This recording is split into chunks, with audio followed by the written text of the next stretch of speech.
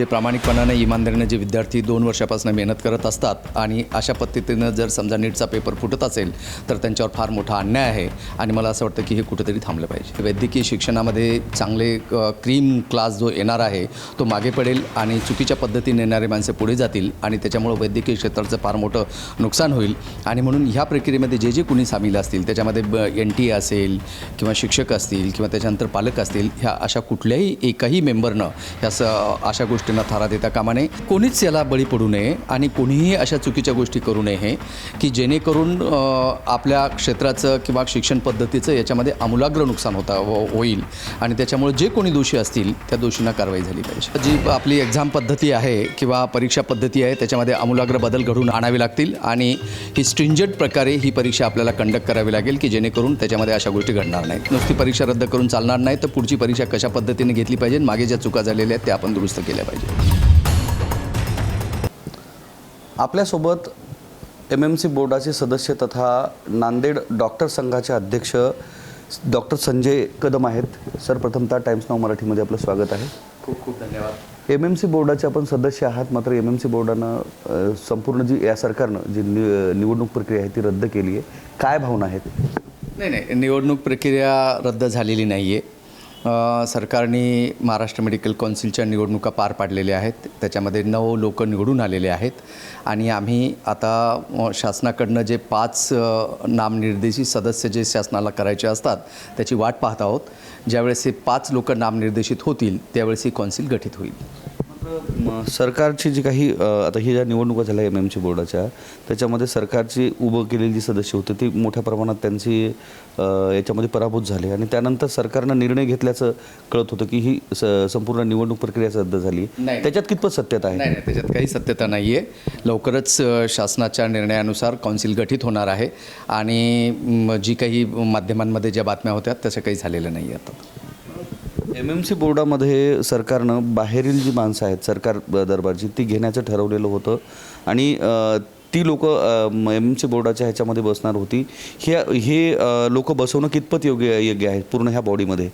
नाही, 1965चा जो Maharashtra medical कौन्सिलचा act आहे त्याच्यानुसार 9 लोक निवडून आलेले आणि 5 लोक नामनिर्देशित आणि 4 एक्स ऑफिशियो ही जे शासनाचं स्ट्रक्चर आहे ते अतिशय चांगलं आहे आणि ते बदलण्यात येऊ नये असे सर्वांची भावना आहे। मेडिकल कौन्सिल बोर्ड जे MMC आहे त्याचं नेमकं कार्य काय आहे, राज्यभरामध्ये कोणत्या गोष्टीवर फोकस केले जाते आणि यावरील असणारी जी सदस्य मंडळी 9 आहे ती कुठून आहेत?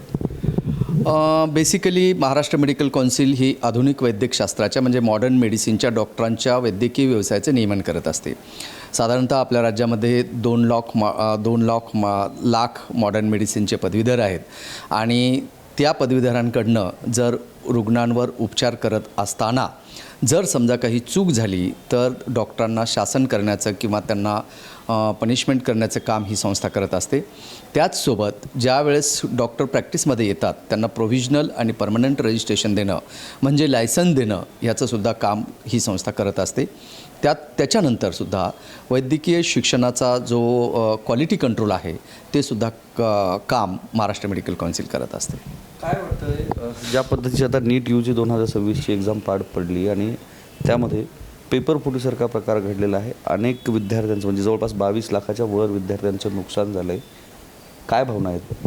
नाही, बिलकुल ते अतिशय चुकीचं आहे। कारण जे प्रामाणिकपणाने इमानदारीने जे विद्यार्थी 2 वर्षापासून मेहनत करत असतात आणि अशा पद्धतीनं जर समजा नीटचा पेपर फुटत असेल तर त्यांच्यावर फार मोठा अन्याय आहे आणि मला असं वाटतं की हे कुठेतरी थांबलं पाहिजे। NTA आता ह्या सगळ्या पेपरफुटी प्रकरणामध्ये प्रमुख जे आहे नॅशनल टेस्टिंग एजन्सी ज्याला NTA आपण म्हणतो, ही जी एक्झाम होताना एक खाजगी संस्थेला एक काम दिलेलं आहे आणि NTAचे सुद्धा काही जे पदाधिकारी त्याच्यात असल्याचं बोललं, अध्यक्ष धर्मेंद्र प्रधान वगैरे आहेत।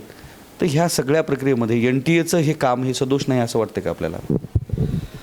मला असं वाटतं की नॅशनल टेस्टिंग एजन्सी ही खरं जर म्हटलं ही सगळी संस्था नीट कंडक्ट करण्याचं काम करत असते आणि त्यांचीसुद्धा जबाबदारी नक्कीच निश्चित व्हायला पाहिजे की जेणेकरून भविष्यकाळामध्ये असे प्रकार घडता कामा नयेत। नीट ही जी परीक्षा आहे 2024मध्ये सुद्धा नीट पेपर फुटीचे बरेचसे आरोप झाले होते. त्याच्यामध्ये सुद्धा त्यानंतर 2024मध्ये जे लोकसभा निवडणुका होत्या आणि त्यांचा रिझल्ट लागला त्या दिवशीच म्हणजे 27 तारखेला रिझल्ट लागणार होता, तो 22 तारखेला देण्यात आला आणि लोक सगळे त्याच्यात गुंतलेले होते. त्यावेळेससुद्धा यावर आक्षेप घेतलेला गेला होता आणि आता तर हा नीट पेपर फुटीचा प्रकार झालेला आहे.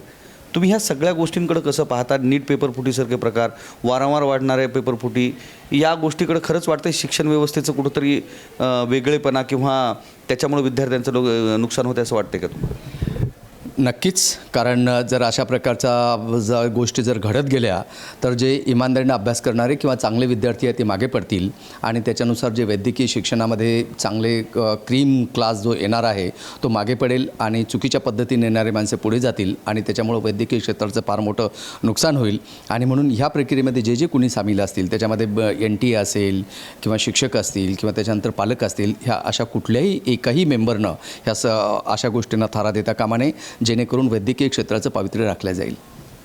नीट 2026चा जो पेपर आहे 10 दिवस अगोदर एका क्लासेस चालकाच्या मोबाईलवर येतो. त्यानं जे गेस पेपर दिलेला आहे 45 पैकी म्हणजे फिजिक्सच्या 45 प्रश्नापैकी 42 ॲज इट इज येतात. 10 दिवस अगोदर पेपर येतो, कितीतरी जणांना तो फॉरवर्ड करतो.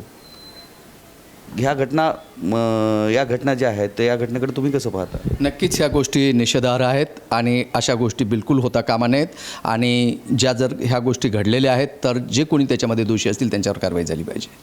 ज्या पद्धतीनं त्या खाजगी कोचिंग क्लासेसवर शिवराज मोटेगावकर यांनी बऱ्याचशा डॉक्टरांना सुद्धा अडचणीत आणलेलं पाहायला मिळते. कारण पेपरफुटीच्या ह्या सगळ्या प्रकरणामध्ये 5 डॉक्टरांचे सुद्धा नाव आलेत. 2 डॉक्टरांचे नाव उघड झाले. त्याच्यामध्ये डॉक्टर मनोज शिरोरे हे लातूरचे आहेत. त्यांच्या मुलासाठी त्यांनी पेपर खरेदी केल्याचं बोललं होतं. डॉक्टरांसारखे लोकसुद्धा ह्या गोष्टीला बळी पडताना दिसत आहेत. जे प्रामाणिकपणाने इमानदारीने जे विद्यार्थी 2 वर्षापासून मेहनत करत असतात आणि अशा पद्धतीनं जर समजा नीटचा पेपर फुटत असेल तर त्यांच्यावर फार मोठा अन्याय आहे आणि मला असं वाटतं की हे कुठेतरी थांबलं पाहिजे. वैद्यकीय शिक्षणामध्ये चांगले क्रीम क्लास जो येणार आहे तो मागे पडेल आणि चुकीच्या पद्धतीने येणारे माणसे पुढे जातील आणि त्याच्यामुळं वैद्यकीय क्षेत्राचं फार मोठं नुकसान होईल. आणि म्हणून ह्या प्रक्रियेमध्ये जे जे कुणी सामील असतील त्याच्यामध्ये NTA असेल किंवा शिक्षक असतील किंवा त्याच्यानंतर पालक असतील, ह्या अशा कुठल्याही एकाही मेंबरनं अशा गोष्टींना थारा देता कामा नये. कोणीच याला बळी पडू नये आणि कोणीही अशा चुकीच्या गोष्टी करू नये की जेणेकरून आपल्या क्षेत्राचं किंवा शिक्षण पद्धतीचं याच्यामध्ये आमूलाग्र नुकसान होईल आणि त्याच्यामुळे जे कोणी दोषी असतील त्या दोषींना कारवाई झाली पाहिजे. जी आपली एक्झाम पद्धती आहे किंवा परीक्षा पद्धती आहे त्याच्यामध्ये आमूलाग्र बदल घडवून आणावे लागतील आणि ही स्ट्रिंजंट प्रकारे ही परीक्षा आपल्याला कंडक्ट करावी लागेल की जेणेकरून त्याच्यामध्ये अशा गोष्टी घडणार नाहीत. नुसती परीक्षा रद्द करून चालणार नाही, तर पुढची परीक्षा कशा पद्धतीने घेतली पाहिजे, मागे ज्या चुका झालेल्या आहेत त्या आपण दुरुस्त केल्या पाहिजे.